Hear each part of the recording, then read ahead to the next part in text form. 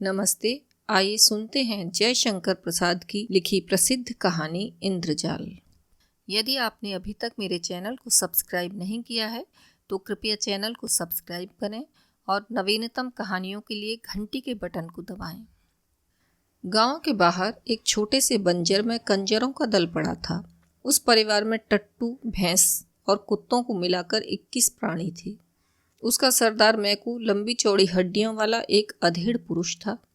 दया माया उसके पास फटकने नहीं पाती थी। उसकी घनी दाढ़ी और मूंछों के भीतर प्रसन्नता की हंसी छिपी ही रह जाती। गांव में भीख मांगने के लिए जब कंजरों की स्त्रियां जाती तो उनके लिए मैकू की आज्ञा थी कि कुछ न मिलने पर अपने बच्चों को निर्दयता से गृहस्थ के द्वार पर जो स्त्री न पटक देगी उसको भयानक दंड मिलेगा। उस निर्दय झुंड में गाने वाली एक लड़की थी और एक बांसुरी बजाने वाला युवक। ये दोनों भी गा बजाकर जो पाते वह मैकू के चरणों में लाकर रखते थे। फिर भी गोली और बेला की प्रसन्नता की सीमा न थी। उन दोनों का नित्य संपर्क ही उनके लिए स्वर्गीय सुख था। इन घुमक्कड़ों के दल में ये दोनों ही विभिन्न रुचि के प्राणी थे। बेला बेडिन थी।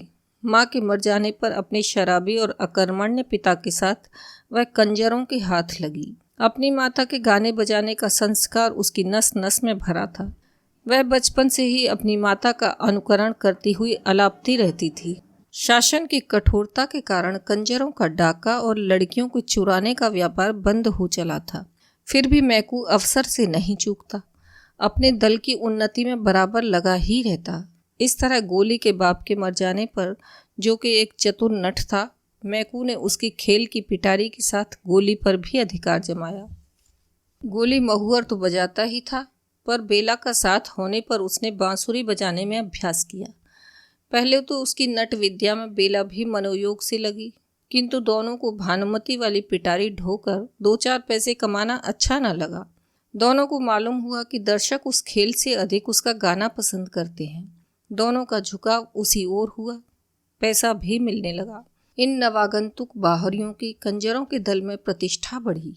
बेला सांवली थी, जैसे पावस की मेघमाला में छिपे हुए आलोक पिंड का प्रकाश निखरने की अदम्य चेष्टा कर रहा हो, वैसे ही उसका यौवन सुगठित शरीर के भीतर उद्वेलित हो रहा था। गोली के स्नेह की मदिरा से उसकी कजरारी आंखें लाली से भरी रहती। वह चलती तो थिरकती हुई, बातें करती तो हंसती हुई, एक मिठास उसके चारों ओर बिखरी रहती। फिर भी गोली से अभी उसका ब्याह नहीं हुआ था। गोली जब बांसुरी बजाने लगता तब बेला के साहित्यहीन गीत जैसे प्रेम के माधुर्य की व्याख्या करने लगती। गांव के लोग उसके गीतों के लिए कंजरों को शीघ्र हटाने का उद्योग नहीं करते। जहां अपने सदस्यों के कारण कंजरों का वह दल घृणा और भय का पात्र था, वहां गोली और बेला का संगीत आकर्षण के लिए पर्याप्त था। किंतु इसी में एक व्यक्ति का अवांछनीय सहयोग भी आवश्यक था। वह था भूरे। छोटी सी ढोल लेकर उसे भी बेला का साथ देना पड़ता। भूरे सचमुच भूरा भेड़िया था। गोली अधरों से बांसुरी लगाए अर्ध निमीलित आंखों के अंतराल से बेला के मुख को देखता हुआ जब हृदय की फूंक से बांस के टुकड़े को अनुप्राणित कर देता, तब विकट घृणा से ताड़ित होकर भूरे की भयानक थाप ढोल पर जाती। क्षण भर के लिए जैसे दोनों चौंक उठते। उस दिन ठाकुर के गढ़ में बेला का दल गाने के लिए गया था। पुरस्कार में कपड़े रुपए तो मिले ही थे, बेला को एक अंगूठी भी मिली थी। मैकू उन सबको देखकर प्रसन्न हो रहा था। इतने में सिरकी के बाहर कुछ हल्ला सुनाई पड़ा। मैकू ने बाहर आकर देखा कि भूरे और गोली में लड़ाई हो रही थी। मैकू के कर्कश स्वर से दोनों भयभीत हो गए। गोली ने कहा, मैं बैठा था, भूरे ने मुझको गालियां दी, फिर भी मैं न बोला। इस पर उसने मुझे पैर से ठोकर लगा दी और यह समझता है कि मेरी बांसुरी के बिना बेला गा ही नहीं सकती। मुझसे कहने लगा कि आज तुम ढोलक बेताल बजा रहे थे। भूरे का कंठ क्रोध से भर्राया हुआ था। मैकू हंस पड़ा। वह जानता था कि गोली युवक होने पर भी सुकुमार और अपने प्रेम की माधुरी में विह्वल, लजीला और निरीह था। अपने को प्रमाणित करने की चेष्टा उसमें थी ही नहीं। वह आज जो कुछ उग्र हो गया, इसका कारण है केवल भूरे की प्रतिद्वंदिता। बेला भी वहां आ गई थी। उसने घृणा से भूरे की ओर देखकर कहा, तो क्या तुम सचमुच बेताल नहीं बजा रहे थे? मैं बेताल न बजाऊंगा तो दूसरा कौन बजाएगा? अब तो तुमको नए यार न मिले हैं बेला। तुझको मालूम नहीं, तेरा बाप मुझसे तेरा ब्याह ठीक करके मरा है। इसी बात पर मैंने उसे अपनी नेपाली का दोगला टट्टू दे दिया था, जिस पर अब भी तू चढ़कर चलती है। भूरे का मुंह क्रोध के झाग से भर गया था। वह और भी कुछ बकता, किंतु मैकू की डांट पड़ी, सब चुप हो गए। उस निर्जन प्रांत में जब अंधकार खुले आकाश के नीचे तारों से खेल रहा था, तब बेला बैठी कुछ गुनगुना रही थी। कंजरों की झोंपड़ियों के पास ही पलाश का छोटा सा जंगल था। उनमें बेला के गीत गूंज रहे थे। जैसे कमल के पास मधुकर को जाने से कोई रोक नहीं सकता, उसी तरह गोली भी कम मानने वाला था। आज उसके निरीह हृदय में संघर्ष के कारण आत्मविश्वास का जन्म हो गया था। अपने प्रेम के लिए, अपने वास्तविक अधिकार के लिए झगड़ने की शक्ति उत्पन्न हो गई थी। उसका छुरा कमर में था, हाथ में बांसुरी थी। बेला की गुनगुनाहट बंद होते ही बांसुरी में गोली उसी तान को दोहराने लगा। दोनों वन विहंग की तरह उस अंधेरे कानन में किलकारने लगे। आज प्रेम के आवेश ने आवरण हटा दिया था। वे नाचने लगे। आज तारों की क्षीण ज्योति में हृदय से हृदय मिले, पूर्ण आवेग में। आज बेला के जीवन में यौवन का और गोली के हृदय में पौरुष का प्रथम उन्मेष था। किंतु भूरा भी वहां आने से नहीं रुका। उसके हाथ में भी भयानक छुरा था। आलिंगन में आबद्ध बेला ने चीत्कार किया। गोली छटक कर दूर जा खड़ा हुआ, किंतु घाव ओछा लगा। बाघ की तरह झपटकर गोली ने दूसरा वार किया। भूरे संभाल न सका, फिर तीसरा वार चलाना ही चाहता था कि मैकू ने गोली का हाथ पकड़ लिया। वह नीचे सिर किए खड़ा रहा। मैकू ने कड़क कर कहा, बेला, भूरे से तुझे ब्याह करना ही होगा, यह खेल अच्छा नहीं। उसी क्षण सारी बातें गोली के मस्तक में छाया चित्र सी नाच उठी। उसने छुरा धीरे से गिरा दिया। उसका हाथ छूट गया। जब बेला और मैकू भूरे का हाथ पकड़कर चले गए, तब गोली कहाँ जा रहा है इसका किसी को ध्यान न रहा। कंजर परिवार में बेला भूरे की स्त्री मानी जाने लगी। बेला ने भी सिर झुकाकर इसे स्वीकार कर लिया, परंतु उसे पलाश के जंगल में संध्या के समय जाने से कोई भी नहीं रोक सकता था। उसे जैसे सायंकाल में एक हल्का सा उन्माद हो जाता। भूरे या मैकू भी उसे वहां जाने से रोकने में असमर्थ थी। उसकी दृढ़ता भरी आंखों से घोर विरोध नाचने लगता। बरसात का आरंभ था। गांव की ओर से पुलिस के पास कोई विरोध की सूचना भी नहीं मिली थी। गांव वालों की छुरी हंसियां और काठ कबाड़ के कितने ही काम बनाकर वे लोग पैसे लेते थे। कुछ अन्न यूं भी मिल जाता। चिड़िया पकड़कर, पक्षियों का तेल बनाकर, जड़ी बूटी की दवा तथा उत्तेजक औषधियों और मदिरा का व्यापार करके कंजरों ने गांव तथा गढ़ के लोगों से सद्भाव भी बना लिया था। सबके ऊपर आकर्षक बांसुरी जब उसके साथ नहीं बजती थी, तब भी बेला के गले में एक ऐसी नई टीस उत्पन्न हो गई थी जिसमें बांसुरी का स्वर सुनाई पड़ता था। अंतर में भरे हुए निष्फल प्रेम से युवती का सौंदर्य निखर आया था। उसके कटाक्ष अलस, गति मदिर और वाणी झनकार से भर गई थी। ठाकुर साहब के गढ़ में उसका गाना प्रायः हुआ करता था। छींट का घाघरा और चोली, उस पर गोटे से ढकी हुई ओढ़नी सहज ही खिसकती रहती। कहना न होगा कि आधा गांव उसके लिए पागल था। बालक पास से, युवक ठीक ठिकाने से और बूढ़े अपनी मर्यादा आदर्शवादिता की रक्षा करते हुए दूर से उसकी तान सुनने के लिए, एक झलक देखने के लिए घात लगाए रहते। गढ़ के चौक में जब उसका गाना जमता तो दूसरा काम करते हुए अन्य मनस्कता की आड़ में मनोयोग से और कनिखियों से ठाकुर उसे देख लिया करते। मैकू घाघ था, उसने ताड़ लिया। उस दिन संगीत बंद होने पर, पुरस्कार मिल जाने पर और भूरे के साथ बेला के गढ़ के बाहर जाने पर भी मैकू वहीं थोड़ी देर तक खड़ा रहा। ठाकुर ने उसे देखकर पूछा, क्या है सरकार, कुछ कहना है क्या?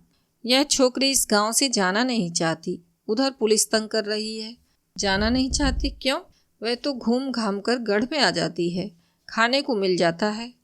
मैकू आगे की बात चुप होकर कुछ कुछ संकेत भरी मुस्कुराहट से कह देना चाहता था। ठाकुर के मन में हलचल होने लगी। उसे दबाकर प्रतिष्ठा का ध्यान करके ठाकुर ने कहा, तो मैं क्या करूं? सरकार, वह तो सांझ होते ही पलाश के जंगल में अकेली चली जाती है।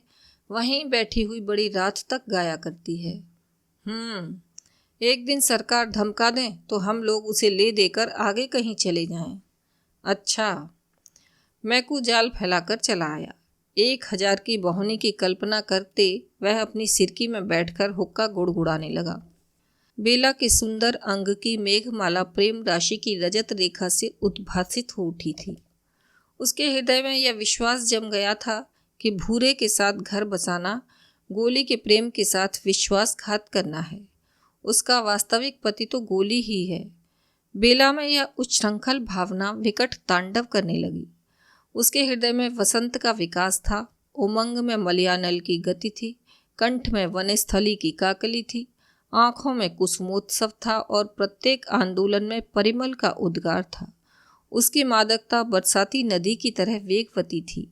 आज उसने अपने जूड़े में जंगली करौंदे के फूलों की माला लपेटकर भरी मस्ती में जंगल की ओर चलने के लिए पैर बढ़ाया तो भूरे ने डांटकर कहा, कहाँ चली? यार के पास, उसने छूटते ही कहा। बेला के सहवास में आने पर अपनी लघुता को जानते हुए महसूस कर भूरे ने कहा, तू खून कराए बिना चैन न लेगी। बेला की आंखों में गोली का और उसके परिवर्धमान प्रेमांकुर का चित्र था, जो उसके हट जाने पर विरह जल से हरा भरा हो उठा था। बेला पलाश के जंगल में अपने बिछड़े हुए प्रियतम के उद्देश्य से 2-4 विरह वेदना की तानों की प्रतिध्वनि छोड़ आने का काल्पनिक सुख नहीं छोड़ सकती थी। उस एकांत संध्या में बरसाती झिल्लियों की झनकार से वायुमंडल गूंज रहा था। बेला अपने परिचित पलाश के नीचे बैठकर गाने लगी, चीन्हत नाही बदल गई नैना। ऐसा मालूम होता था कि सचमुच गोली उस अंधकार में अपरिचित की तरह मुंह फिराकर चला जा रहा है। बेला की मनोवेदना को पहचानने की क्षमता उसने खो दी है। बेला का एकांत में विरह निवेदन उसकी भाव प्रवणता को और भी उत्तेजित करता था। पलाश का जंगल उसकी कातर कुहुक से गूंज रहा था। सहसा उस निस्तब्धता को भंग करते हुए घोड़े पर सवार ठाकुर साहब वहां आ पहुंचे। अरे बेला, तू यहाँ क्या कर रही है? बेला की स्वर लहरी रुक गई थी। उसने देखा ठाकुर साहब, महत्व का संपूर्ण चित्र, कई बार जिसे उसने अपने मन की असंयत कल्पना में दुर्गम शैल श्रृंग समझकर अपने भ्रम पर अपनी हंसी उड़ा चुकी थी, वह सकुचाकर खड़ी हो गई। बोली, नहीं। मन में सोच रही थी, गोली को छोड़कर भूरे के साथ रहना क्या उचित है, और नहीं तो फिर। ठाकुर ने कहा, तो तुम्हारे साथ कोई नहीं है? कोई जानवर निकल आवे तो? बेला खिलखिलाकर हंस पड़ी। ठाकुर का प्रमाद बढ़ चला था। घोड़े से झुककर उसका कंधा पकड़ते हुए कहा, चलो तुमको पहुंचा दें। उसका शरीर कांप रहा था और ठाकुर आवेश में भर रहे थे।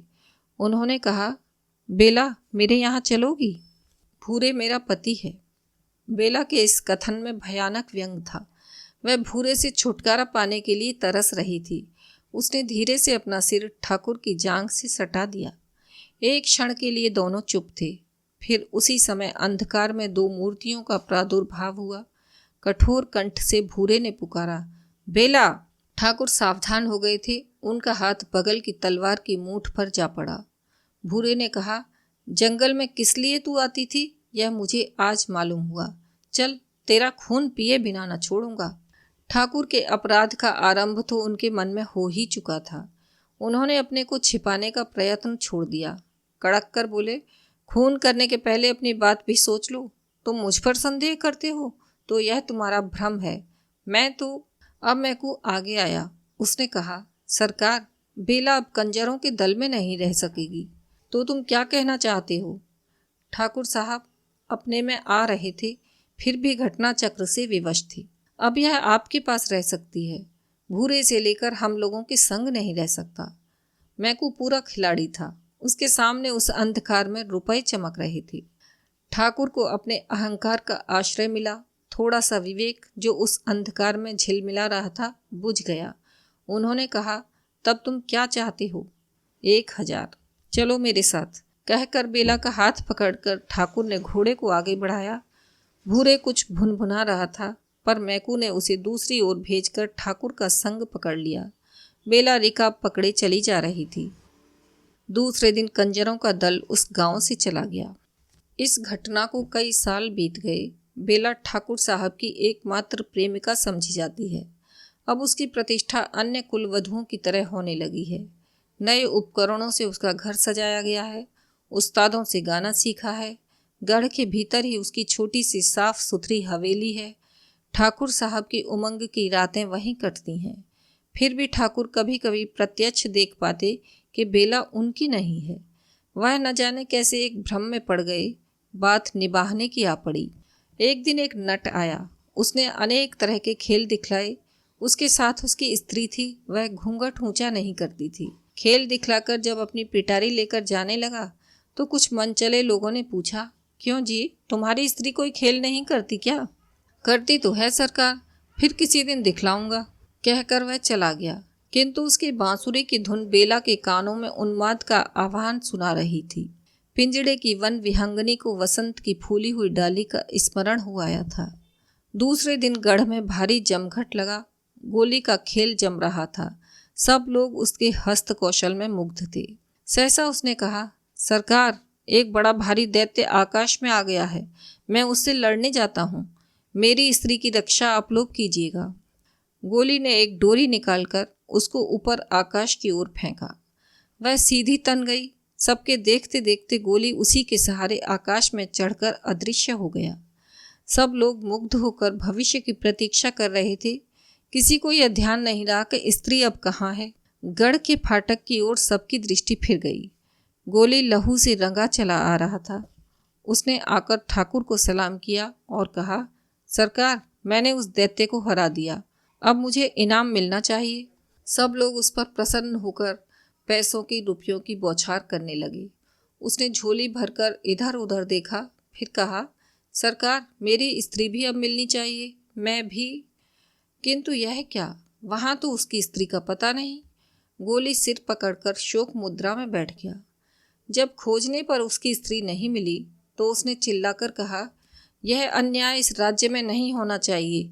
मेरी सुंदरी स्त्री को ठाकुर साहब ने गढ़ के भीतर कहीं छिपा दिया।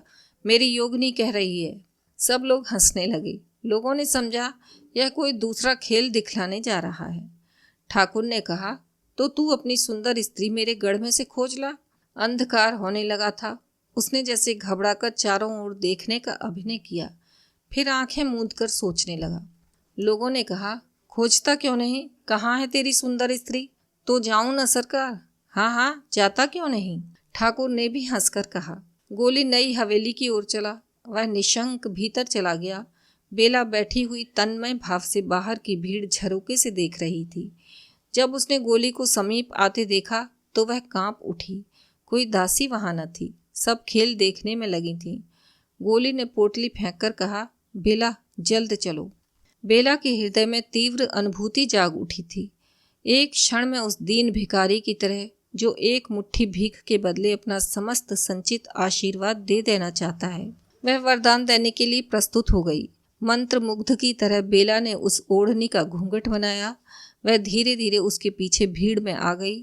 तालियां पिटी, हंसी का ठहाका लगा। वही घूंघट, न खुलने वाला घूंघट, सायंकालीन समीर से हिलकर रह जाता था। ठाकुर साहब हंस रहे थे। गोली दोनों हाथों से सलाम कर रहा था। रात हो चली थी। भीड़ के बीच गोली बेला को लिए जब फाटक के बाहर पहुंचा तब एक लड़के ने आकर कहा, इक्का ठीक है। तीनों सीधे उस पर जाकर बैठ गए। इक्का वेग से चल पड़ा। अभी ठाकुर साहब का दरबार जम रहा था और नट के खेलों की प्रशंसा हो रही थी। अभी आप सुन रहे थे जयशंकर प्रसाद की लिखी कहानी इंद्रजाल। कृपया वीडियो को लाइक करें और शेयर करना न भूलें। धन्यवाद।